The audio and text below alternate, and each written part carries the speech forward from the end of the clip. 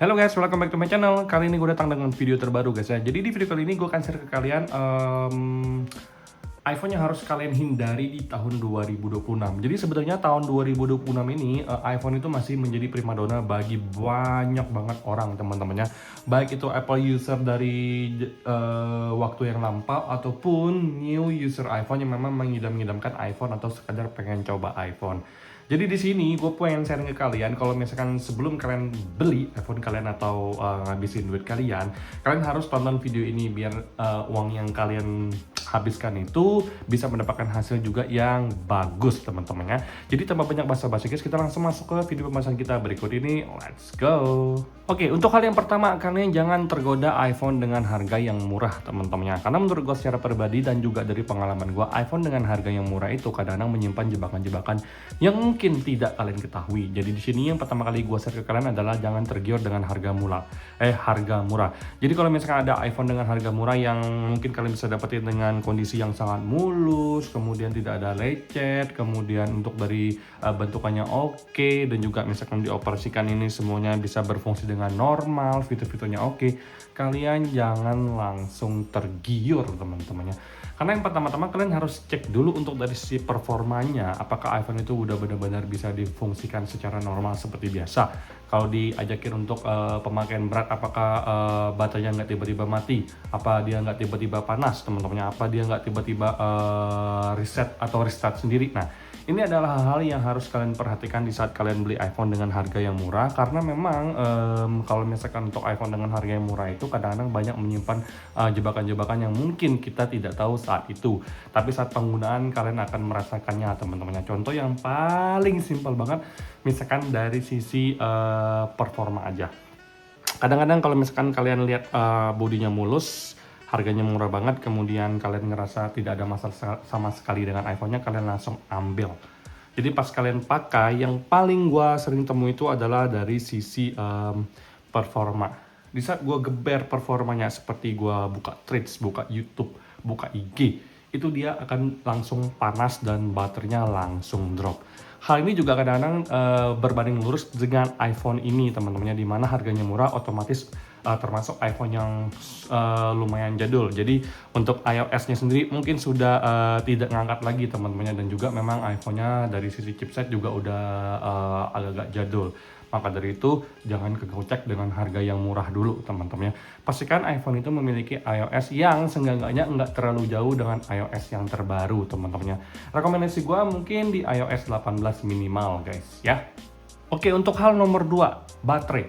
Jangan pernah nyepelein yang namanya baterai health yang ada di iPhone, tapi nggak perlu terlalu berlebihan dan lebay ya, karena gue ngerasa sekarang banyak banget orang yang lebay, baterai health-nya tuh menurun, abis update iOS turun 1 atau 2% berasa dunia kiamat. Gue rasa kalian nggak perlu pakai iPhone kalau misalkan kalian selebay itu. Ini murni pendapat dari gue, orang yang sudah menggunakan iPhone bertahun-tahun lamanya teman-temannya, dari iPhone 5 yang pertama kali gue pakai guys ya. Jadi kalau misalkan untuk dari iPhone second sendiri, atau misalkan kalian pengen beli iPhone, baterai itu memegang peranan penting yang sangat-sangat berguna untuk di kedepan hari teman-temannya. Jadi gue tidak bisa bilang kalau misalkan iPhone itu harus 100%, kalau misalkan kalian beli second, enggak. Di bawah 100%, di angka 80-an sampai 90% juga lumayan oke. Tapi di sini tergantung dengan device. Kalau device kalian itu sudah sangat-sangat jadul atau iPhone 10 ke bawah teman-temannya, gue rasa mending kalian beli iPhone second yang baterai health-nya itu di atas 80% atau 90%. Karena kadang-kadang kalau misalkan iPhone jadul itu guys ya, kalau misalkan kalian beli baterainya di angka 80%, apalagi di iPhone jadul, cepet banget dia mengalami penurunannya, karena baterainya juga kita nggak tahu original atau enggak teman-teman. Jadi di saat kalian beli iPhone tersebut, kalian ngeliat baterainya 83%, 82% kayaknya cukup oke sih.